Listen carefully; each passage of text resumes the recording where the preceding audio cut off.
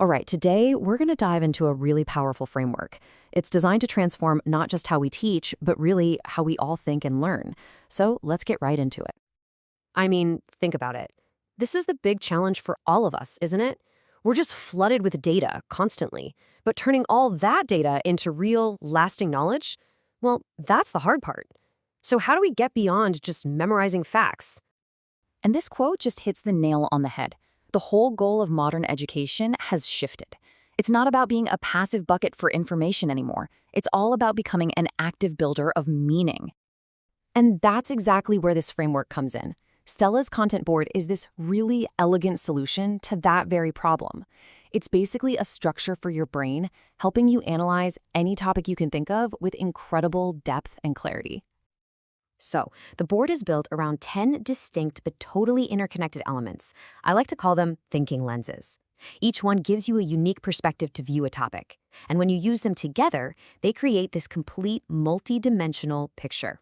Let's break them down. We're going to start with the first group of lenses, which is all about the foundation. These are the elements that ground any topic in solid, reliable knowledge. First up, we've got facts. These are the non-negotiables, right? The evidence-based statements that give you a stable base to build on. Before we can analyze or debate anything, we have to agree on the foundational truths. A perfect example is gravity. The fact is simple. Objects with mass attract one another. It's a verifiable truth that anchors any bigger discussion about physics or astronomy. Can't argue with that. Okay, next are properties. So if facts are what is true about a topic, properties are what it is. These are the built-in traits that help us define something, classify it, and tell it apart from everything else. So for something like metal, its properties would be things like conductivity, malleability, and that shininess or luster. When you see those properties, your brain goes, aha, that's a metal. It's like a mental checklist for identifying stuff.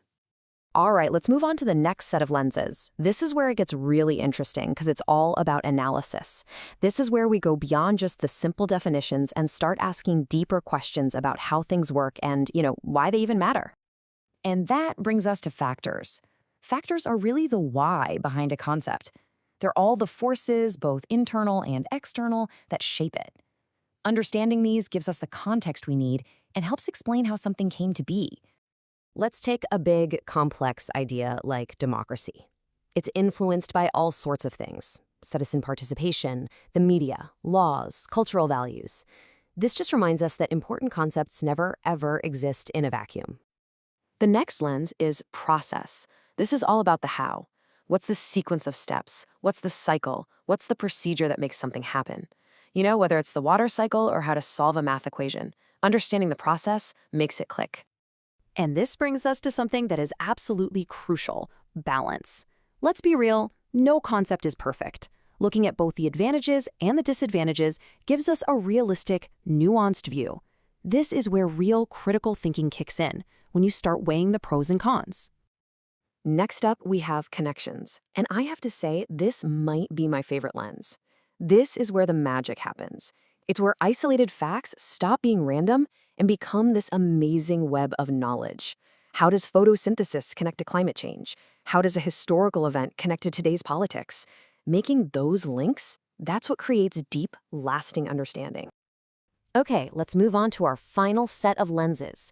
This group is all about making a concept crystal clear and, more importantly, showing why it actually matters out there in the real world.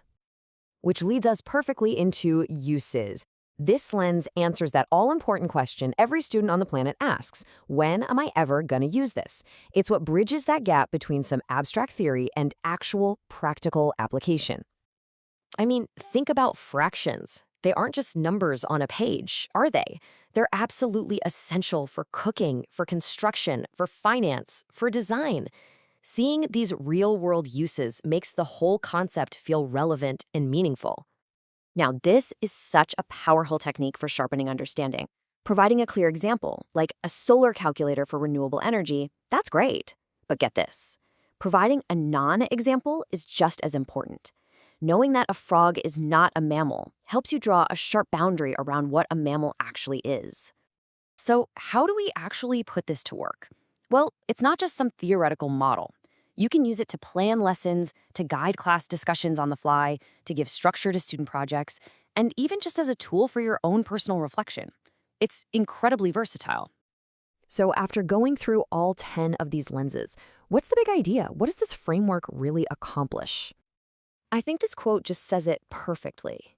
The framework is a bridge. It connects the what, the raw information, to the how, the actual process of thinking and really understanding.